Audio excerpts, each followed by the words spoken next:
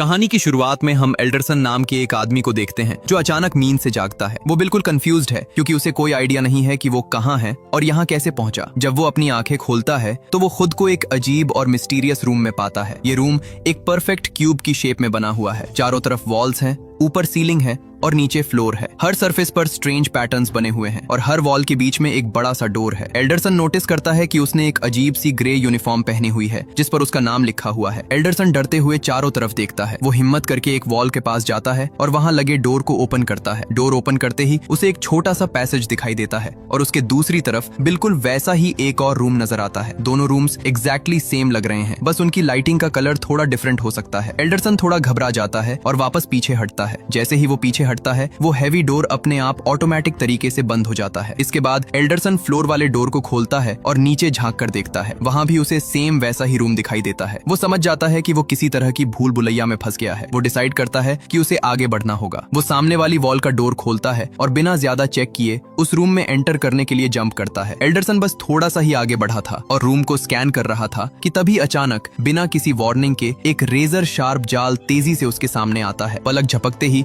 Alderson की body के छोटे छोटे पीसेस हो जाते हैं। ये सीन हमें बताता है कि ये जगह कितनी डेंजरस और डेडली है। अब यहाँ सीन कट होता है और हम एक दूसरे रूम में क्वेंटिन नाम के एक कैरेक्टर को देखते हैं। क्वेंटिन एक टफ लुकिंग आदमी है जो पुलिस ऑफिसर लगता है। वो रूम चेंज कर रहा है और अगले रूम में उसे वर्थ नाम का एक आदमी फ्लोर पर लेटा हुआ मिलता है। वर्थ बुरी तरह घायल तो नहीं लग रहा, लेकिन वो बेहोश है या सो रहा है। क्वेंटिन उसे जगाने की कोशिश करता है, उसे हिलाता है, लेकिन वर्थ पर कोई असर नहीं होता। क्वेंटिन परेशान होकर एक वॉल का डोर खोलता है, लेकिन दूसरी तरफ उसे कोई और इंसान नहीं दिखता। जब वो वापस मुड़ता है तो देखता है कि वर्थ अब जाग चुका है और कंफ्यूज होकर इधर उधर देख रहा है। तभी उन दोनों को पड़ोस वाले रूम से कुछ आवाजें सुनाई देती हैं। क्वेंटिन तुरंत अलर्ट हो जाता है और डिफेंस पोजीशन ले लेता है। वॉल का डोर ओपन होता है और वहां से हॉलोवे नाम की एक औरत अंदर आती है। क्वेंटिन को लगता है कि शायद ये कोई थ्रेट है, इसलिए वो बिना सोचे समझे हॉलोवे को पकड़ लेता है और उसे जमीन पर पटक देता है। वो उसे मारने ही वाला होता है कि तभी हॉलोवे जोर से चिल्लाती है। उसकी आवाज सुनकर क्वेंटिन को रियलाइज होता है कि ये कोई दुश्मन नहीं बल्कि उनकी तरह ही एक विक्टिम है और माफी मांगते हुए उसे छोड़ देता है। अभी वो लोग बात ही कर रहे होते हैं कि उन्हें किसी लड़की की हेल्प के लिए चिल्लाने की आवाज आती है। क्वेंटिन तुरंत उस आवाज की तरफ दौड़ता है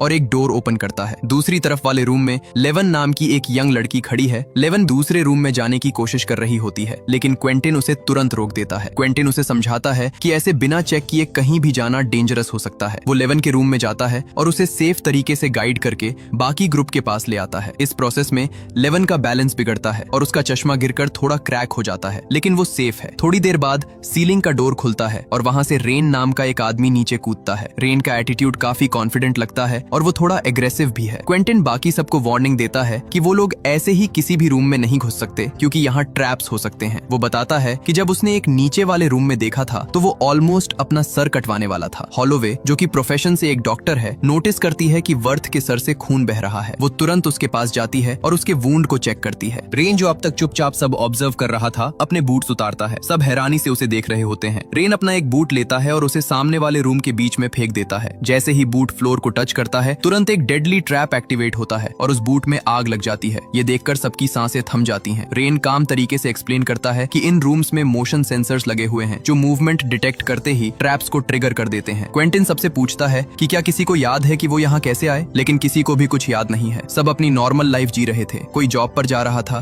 कोई सोने जा रहा था और फिर अचानक उनकी आंख यहाँ खुली इन अजीब यूनिफॉर्म्स में। ऊपर से कुछ अजीब मैकेनिकल आवाजें आती हैं जैसे कोई बड़ी मशीन चल रही हो। ग्रुप डिस्कस करने लगता है कि अब क्या किया जाए। लेवन, जो कि एक स्टूडेंट है और बहुत डरी हुई है, कहती है कि उन्हें वहीं रुककर किसी के आने का वेट करना चाहिए, लेकिन वर्थ का मानना है कि उन्हें बचाने कोई नहीं आएगा। ज्यादातर लोग एग्री करते हैं कि उन्हें यहाँ से बाहर निकलने का रास्ता खुद ढूंढना पड़ेगा। लेवन का पैनिक अटैक बढ़ने लगता है और वो ब्रेकडाउन के करीब पहुंच जाती है। क्वेंटिन, जो कि एक पुलिस ऑफिसर है, उसके पास जाता है और उसे शांत करता है। वो प्रॉमिस करता है कि वो उसे सेफ रखेगा। रेन अपना दूसरा बूट उठाता है और उसे चेक करने के लिए दूसरे रूम में फेंकता है। इस बार कुछ नहीं होता। इसका मतलब वो रूम सेफ है। वो लोग उस रूम में शिफ्ट हो जाते हैं। ये प्रोसेस वो लोग कुछ देर तक रिपीट करते हैं। बूट फेंकना, चेक करना और आगे बढ़ना। जब वो लोग पैसेजेस के थ्रू गुजर रहे होते हैं, लेवन नोटिस करती है कि हर रूम के एंट्रेंस पर डोर के पास एक छोटा सा मेटल प्लाक लगा हुआ है जिस पर कुछ नंबर्स लिखे हैं। वो अपना टूटा हुआ चश्मा पहनती है और उन नंबर्स को पढ़ने की कोशिश करती है। वो देखती है कि हर रूम का नंबर अलग है। ग्रुप डरने लगता है कि अगर हर रूम पर अलग नंबर है तो इसका मतलब ये हो सकता है कि यहाँ मिलियंस ऑफ रूम्स हैं और वो कभी बाहर नहीं निकल पाएंगे। हॉलोवे पॉइंट आउट करती है कि बिना खाने और पानी के इतने हाई स्ट्रेस एनवायरनमेंट में वो लोग मुश्किल से 3 दिन ही जिंदा रह पाएंगे। रेन बताता है कि वो अपने शर्ट का बटन चूस रहा है ताकि उसका मुंह न सूखे और सलाइवा बनता रहे। वो बाकी सबको भी यही करने की एडवाइस देता है। कुछ रूम्स पार करने के बाद रेन ग्रुप को अगले रूम में जाने से रोक देता है। हालांकि बूट फेंकने पर कोई ट्रैप एक्टिवेट नहीं हुआ था, लेकिन रेन नोटिस करता है कि उस रूम की हवा बहुत ड्राई है। वो कहता है कि यहाँ शायद मॉलिक्यूलर केमिकल सेंसर्स लगे हैं जो स्किन से निकलने वाले हाइड्रोजन को डिटेक्ट करते हैं। रेन रिवील करता है कि वो एक सेंसर एक्सपर्ट है और इसलिए उसे इन सब चीजों की नॉलेज है। क्वेंटिन को तब रियलाइज होता है कि ये रेन वही है जिसे बर्ड ऑफ एटिका कहा जाता है, एक फेमस प्रिजनर जो 7 अलग अलग प्रिजन से एस्केप कर चुका है। रेन कंफर्म करता है और कहता है कि वो ग्रुप के साथ सिर्फ इसलिए है क्योंकि उसे उनके बूट्स की जरूरत पड़ सकती है ट्रैप्स चेक करने के लिए। रेन काफी एरोगेंस के साथ सबको लेक्चर देता है कि फोकस कैसे रखना चाहिए। फिर वो अपने बूट से एक और रूम टेस्ट करता है और खुद उस रूम में एंटर करता है। वो दूसरी तरफ सेफ लैंड करता है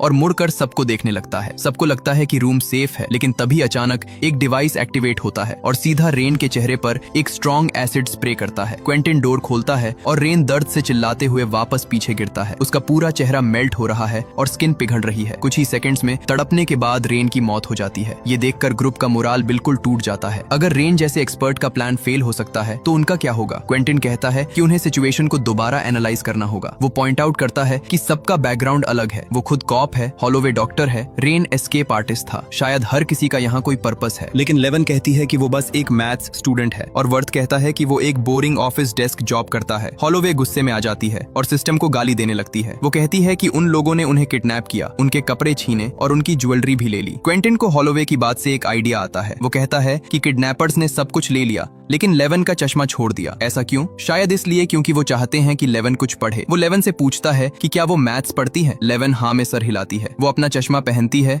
और उन प्लाक्स पर लिखे नंबर्स को ध्यान से देखने लगती है। उसे याद आता है कि जिन रूम्स में ट्रैप्स थे वहाँ के नंबर्स में कुछ कॉमन था। वो रियलाइज करती है कि प्राइम नंबर्स सिर्फ उन रूम्स के नंबर्स में दिख रहे हैं जहाँ ट्रैप्स हैं। लेवन अपनी थ्योरी टेस्ट करने के लिए एक ऐसा पैसेज चूज करती है जहाँ कोई प्राइम नंबर नहीं है। वो डरते हुए आगे बढ़ती है और वो सेफ रहती है। उसकी थ्योरी काम कर गई। अब लेवन ग्रुप को गाइड करने लगती है। वो लोग एक के बाद एक रूम क्रॉस करते जाते हैं और कोई ट्रैप नहीं मिलता। करीब 9 से 10 घंटे बीत जाते हैं। हालांकि वो सेफ हैं, लेकिन उन्हें ऐसा लगता है कि वो बस सर्कल्स में घूम रहे हैं और कोई रियल प्रोग्रेस नहीं हो रही है। हॉलोवे मेंटली टूटने लगती है। क्वेंटिन उसे डिस्ट्रैक्ट करने के लिए उसकी पर्सनल लाइफ के बारे में पूछता है। हॉलोवे अपने जॉब के बारे में बात नहीं करना चाहती तो वो क्वेंटिन की फैमिली के बारे में पूछती है। क्वेंटिन बताता है कि उसके 3 बच्चे हैं, लेकिन वो अपनी वाइफ से अलग हो चुका है। अगला रूम चेक करते वक्त लेवन को नंबर्स समझ नहीं आते तो वो डिसाइड करते हैं कि सीलिंग वाला डोर ट्राई करेंगे। क्वेंटिन ऊपर चढ़ता है और डोर खोलता है। जैसे ही डोर खुलता है ऊपर से एक लड़का सीधा ग्रुप के ऊपर गिरता है। ये लड़का कजान है। कजान मेंटली डिसेबल्ड लगता है। वो दीवार से अपना सर टकरा रहा है